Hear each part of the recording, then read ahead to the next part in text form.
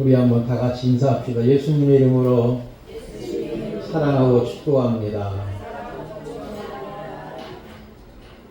추석 명절을 잘 쉬시고 건강한 모습으로 배워서 감사드립니다. 오늘 주제는 실로암, 보냄을 받았다는 뜻인데 원래는 연못가 이름입니다. 오늘 주제가 실로암 보냄을 받았다는 뜻이 무엇인지 우리 같이 말씀을 생각해 보겠습니다. 삶이 복잡한 것 같지만 자세히 보면 단순하지요. 나는 왜 사는가? 성도라면 이 땅에 보냄을 받은 자의 삶입니다. 우리가 보통 나는 사명 때문에 소명 때문에 살아가는 거야. 그런데 사명과 소명은 때로는 지칠 때가 있습니다. 그러나 중요한 것은 사랑하면은 어떤 상황에도 충분히 넉넉하게 감당할 수 있죠. 우리는 주의 사랑에 매여서 주님의 일을 감당하면 얼마든지 감당하지만 나는 소명 때문이야, 나는 사명 때문에 어쩔 수 없이 해. 그러면 결과적으로 지쳐가는 거예요. 그러나 사랑에 매이면 지칠 줄 모르게 어떤 상황에도 끝까지 버텨낼 수 있는 믿음의 힘이 있는 줄 믿습니다. 우리는 무엇보다도 번영을 받은 자의 삶을 살아가는 거예요. 이 땅에 왜 왔을까? 하나님이 날 이 땅에 보내신 거예요. 이 땅에 70억 인구가 살지만은 같은 사람은 없습니다. 말씀도 틀리고 인상도 틀리고 성격도 틀리고 머리카락 숫자도 틀리고 모든 것이 틀리는 70억 인구 중에 그래서 하나님의 작품이지, 하나님의 걸작품이라고 하는 것을 보여줍니다. 오늘 1절 말씀을 볼게요. 한번 우리 성경 보시고, 예수께서 길을 가실 때 날 때부터 어떤 사람을 보시니라 그랬지요?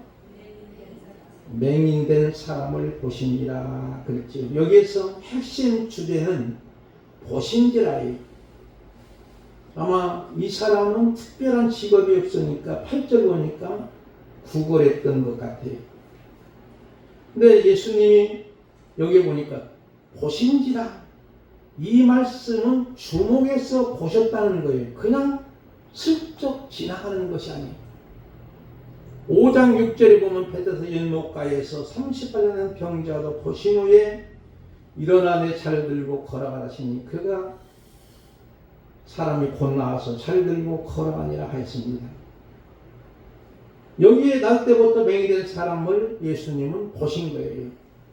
예수님이 보신 것은 주목해서 보신 거예요. 오늘은 보면 비아 블레토라는 말을 씁니다. 우리 주님이 주목해서 볼 때 구원의 기적과 생명의 약속을 일어나는 거지요. 사도행전 3장에 보면은 이런 말씀이 나옵니다. 그가 베드로와 요한이 성전에 들어가려 함을 보고 죽어라가를 나면서부터 안진뱅이 된 사람이 이제 길 옆에 성전 미문 앞에 구걸하고 있는 거예요. 근데 베드로 요한이 가다 보니까 그 사람을 본 거예요. 주목해서 더불어 보니까 우리를 보라 하는 거예요. 무엇인가 요구를 하는 거지요. 동전 한 푼이라도. 그러나 베드로 요한은 우리에게는 은과 금은 없거니와 있는 것이 있는데 곧 나사렛 예수 그리스도 이름으로 걸어라 하시는 거예요. 그리고 그를 붙잡고 일으키니 그가 위로 일어나고 걷기도 하고 뛰기도 하고 성전으로 나가서 하나님을 찬미하고 있는 놀라운 사건이 일어나는 거예요. 여기에서도 시발점은 주님이 보신 것처럼 베드로 요한이 주목해서 보았다는 것에 핵심의 단어가 있습니다. 2절과 3절 말씀을 볼게요. 우리 김명식 원사님 한번 읽어주시면 좋겠습니다. 제자들이 물어 이르되 아비여 이 사람이 왜 유명한 것이 누구에게로 행하는가? 자기니까 그의 부모니까. 예수께서 대답하시되 이 사람이나 그 부모의 죄로 행한 것이 아니라 그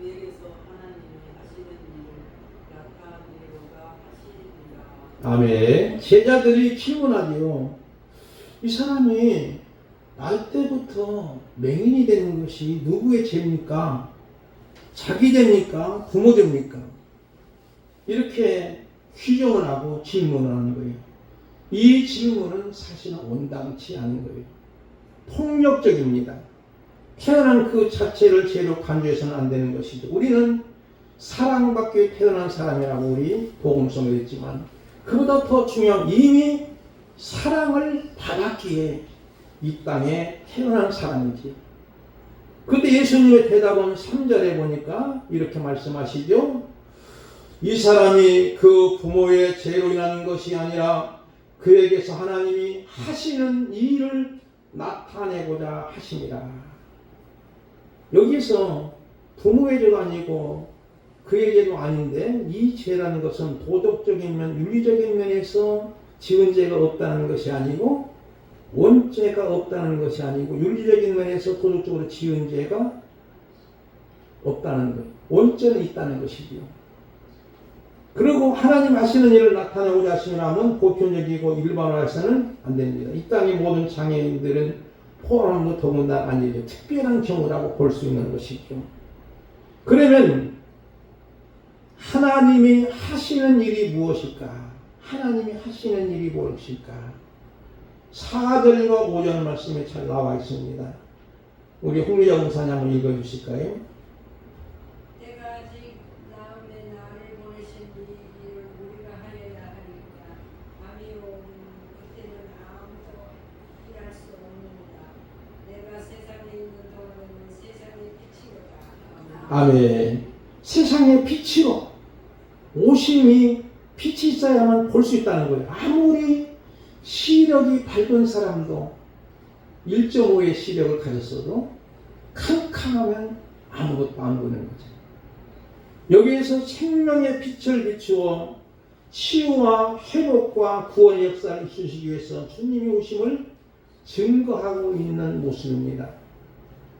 그래서 예수님은 6절에 보니까 어떻게 치유 사역을 감당했는지 보통 베푸실 때 말씀을 하셨지만 여기에는 수단을 쓰신 거예요.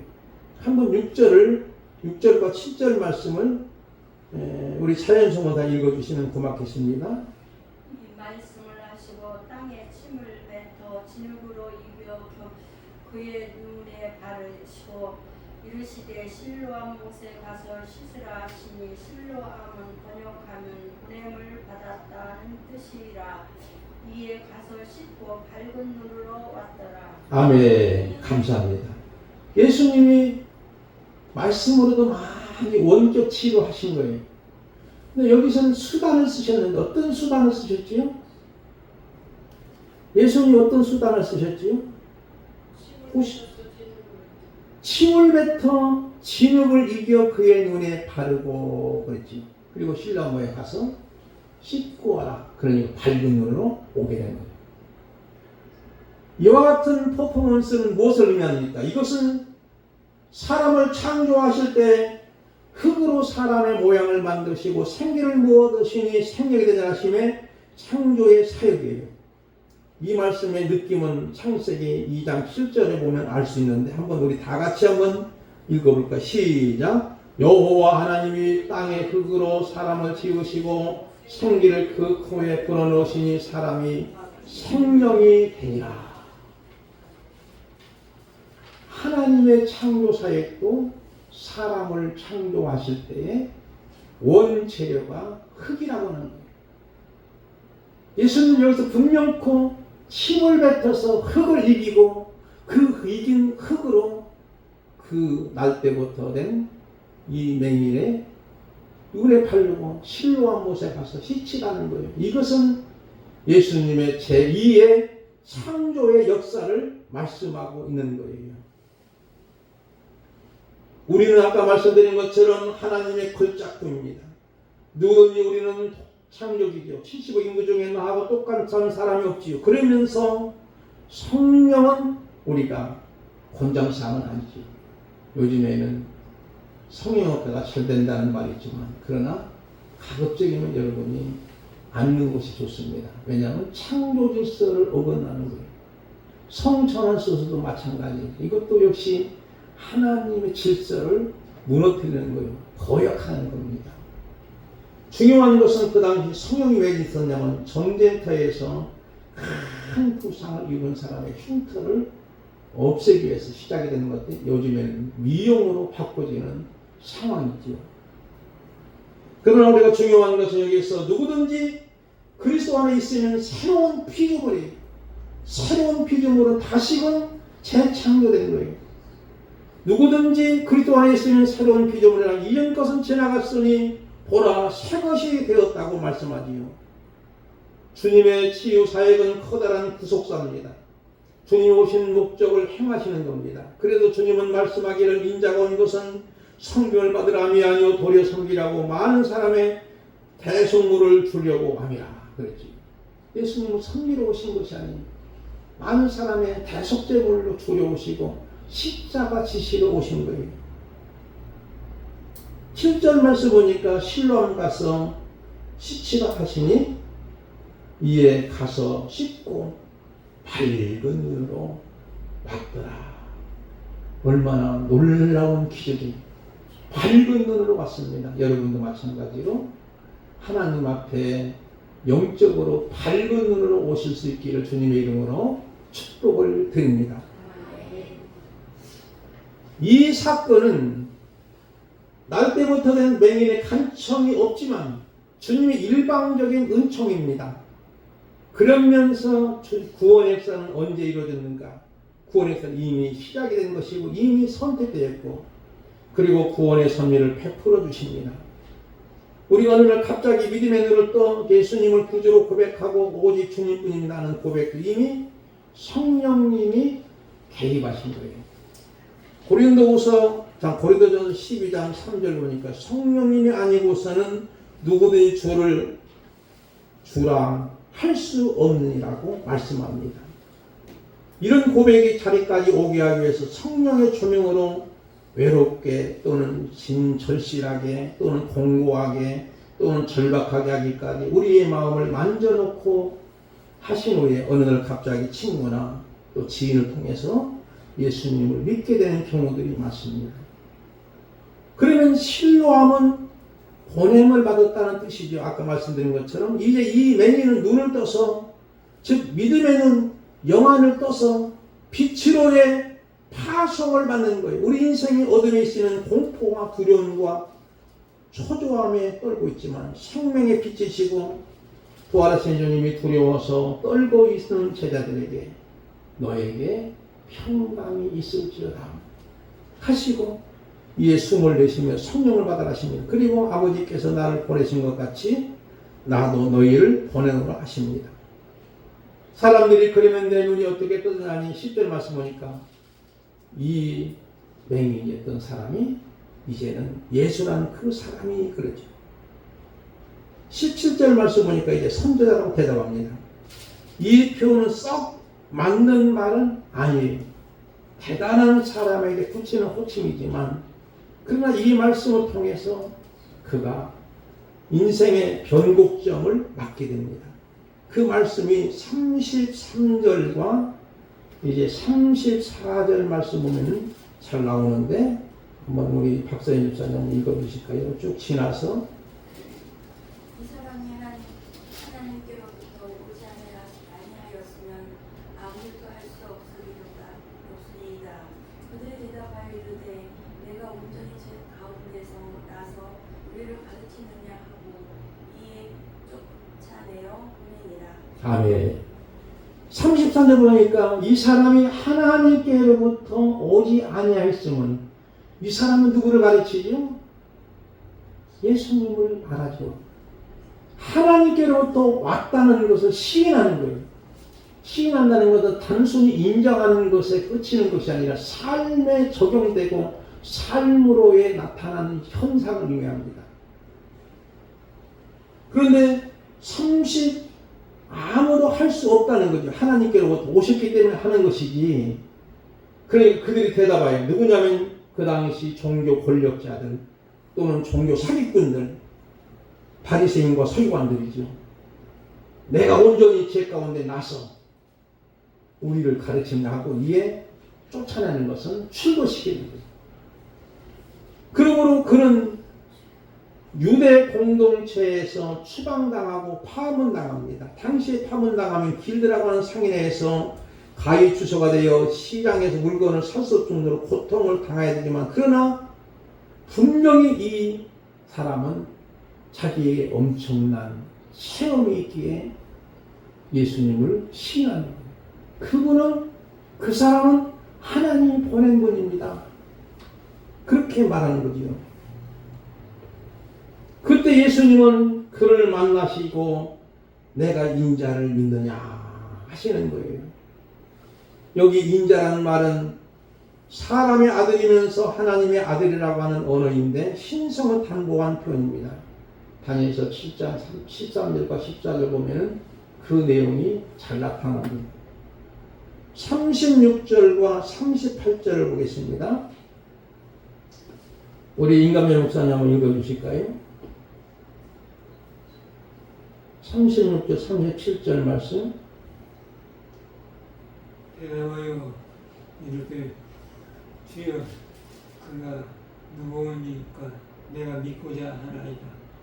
예수께서 이르시되 내가 그를 보았다 거니와 지금 너와 말하는 자가 그이니라.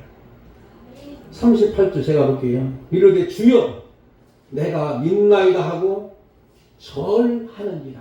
완전히 인생의 변곡점이요. 그는 겪은 거예요. 전환점이 된 거예요. 어떻게? 주님이 네가 나를 믿느냐? 인자를 믿느냐? 할 때 주여 그가 누구시오니까 처음에는 몰라요. 내가 믿고자 하나이다 그러는 거예요. 믿고자 하나이다.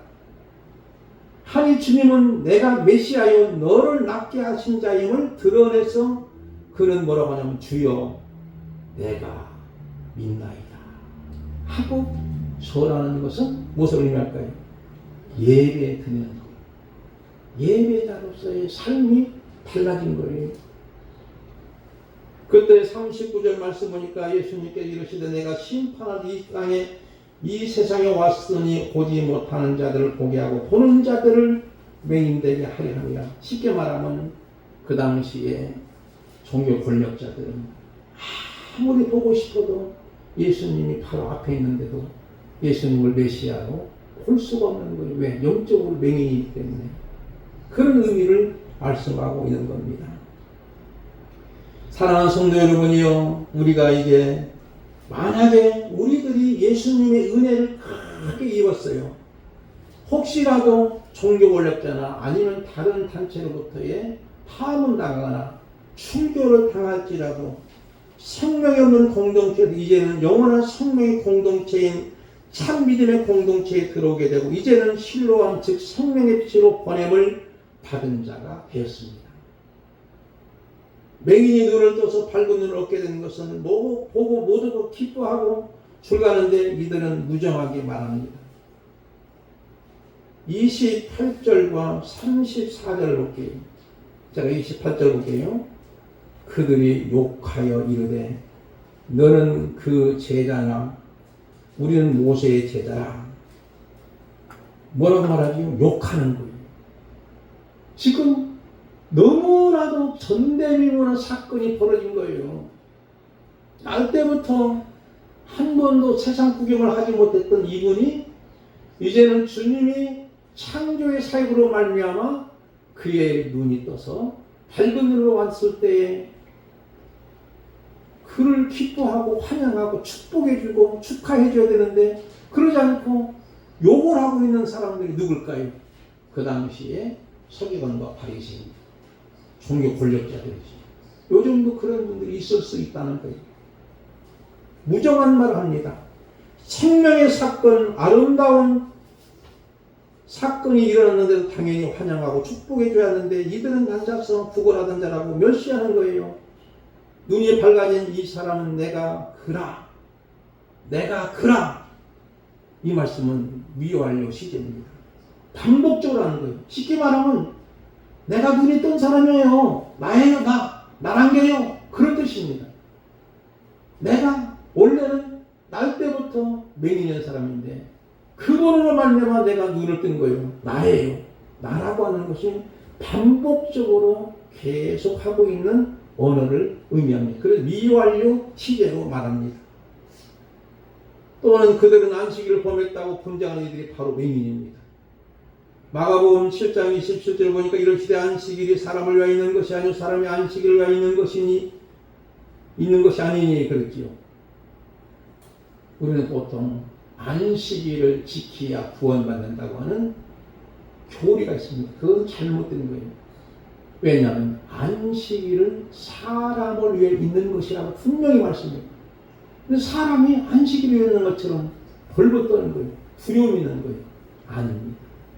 안식일의 주인이신 주님이시 우리를 위해서 십자가 대신 못 박혀 돌아가신 거예요.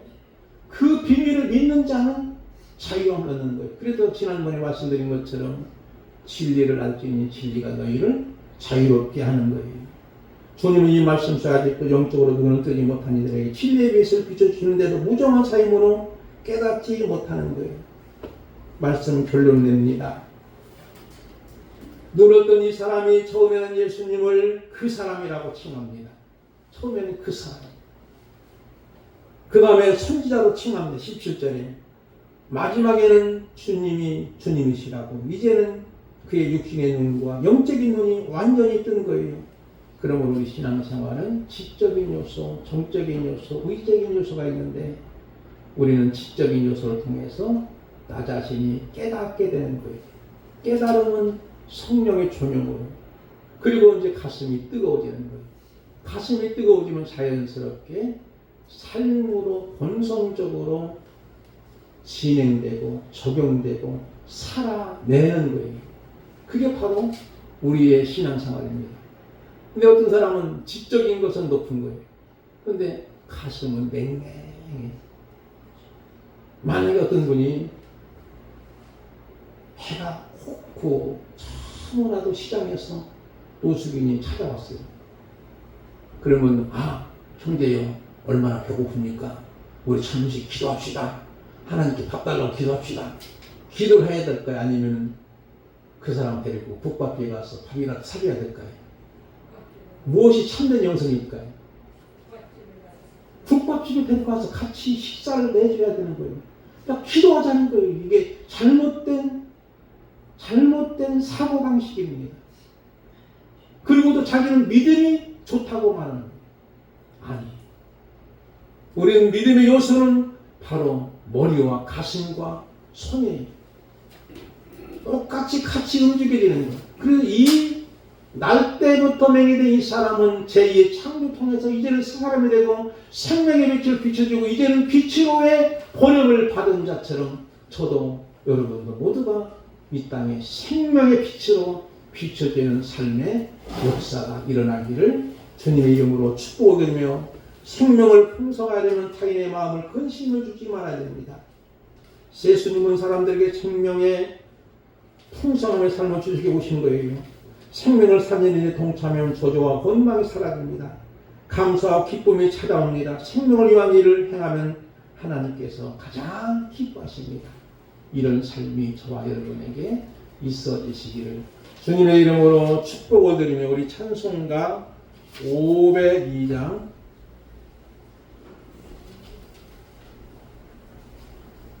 이제 이 것이 아마 오래돼가지고 글씨가 흐리게 나오는